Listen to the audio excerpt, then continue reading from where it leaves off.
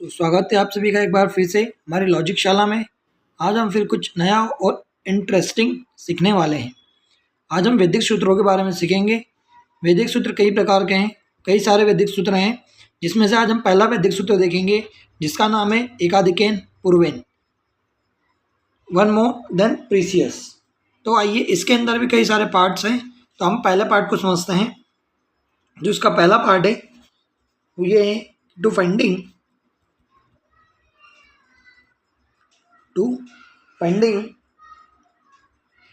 square of number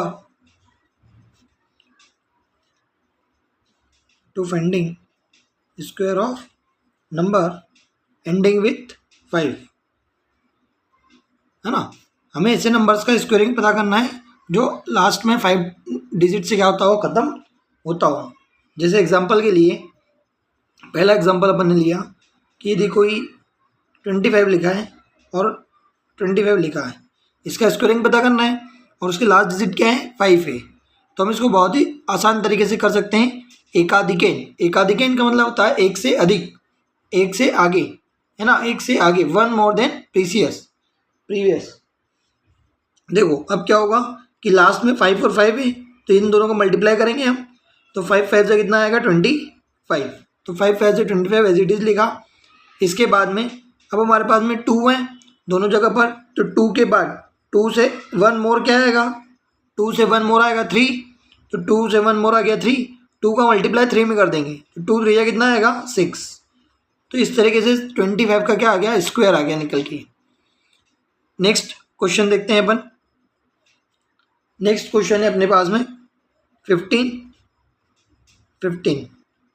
का square पता करना है। तो वही वापस 5 5 जा 25, 1 से एक ज़्यादा क्या आएगा 2, 1 का इंटू 2 में करेंगे तो कितना होगा 225। एक क्वेश्चन और देखते हैं 35 इंटू 35, 5 5 जा 25, 3 4 जा 12, तो 1225। इसी तरीके से आप 105 हो गया, 205 हो गया, बड़े बड़े नंबरों को भी इजीली फाइंड आउट कर सकते हैं। तो आपके होमवर्क के लिए एक क्वेश्चन है कि आपको पता करना है 45 का स्क्वायर, 45 इंटू 45। ये आप पता करके मुझे कमेंट करें कि इसका आंसर क्या आएगा। अब इसके बाद में हम इसका दूसरे टाइप का देखते हैं एकाधिकेन पूर्वेन में, कि दूसरा और कौन सा तरीका है से इसका यूज़ कर सकते हैं। तो अब हम क्या करेंगे, to finding product of two numbers,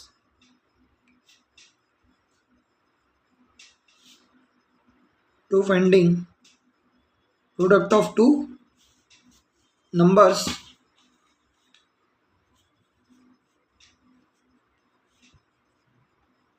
sum of digit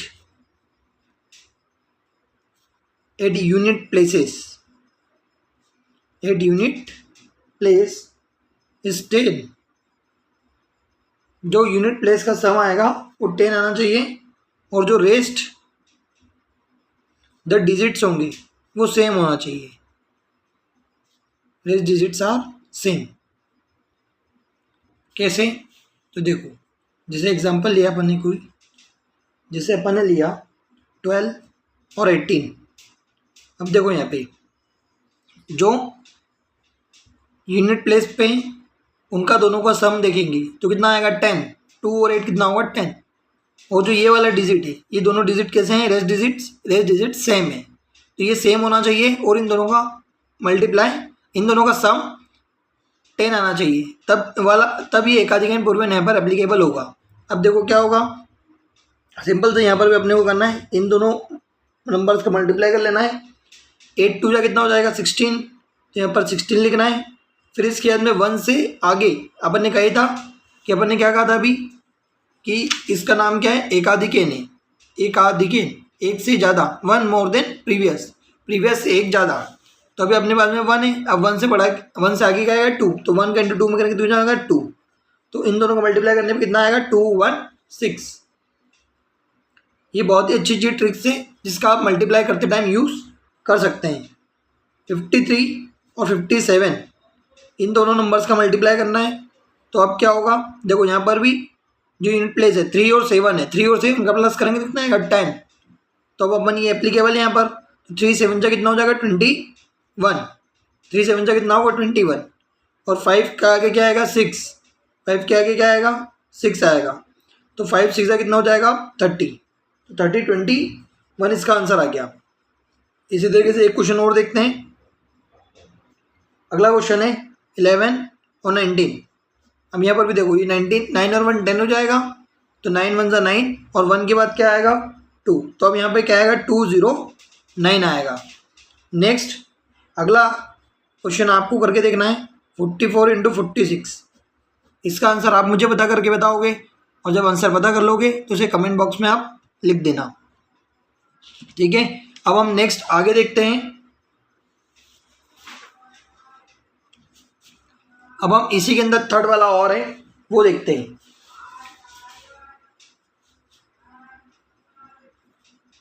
third वाला इसके अंदर है कन्वर्टिंग, अब हम इसमें डेसिमल कन्वर्टिंग सर्टेन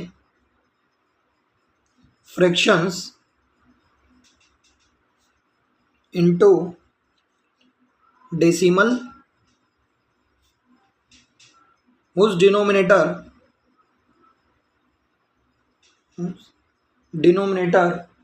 are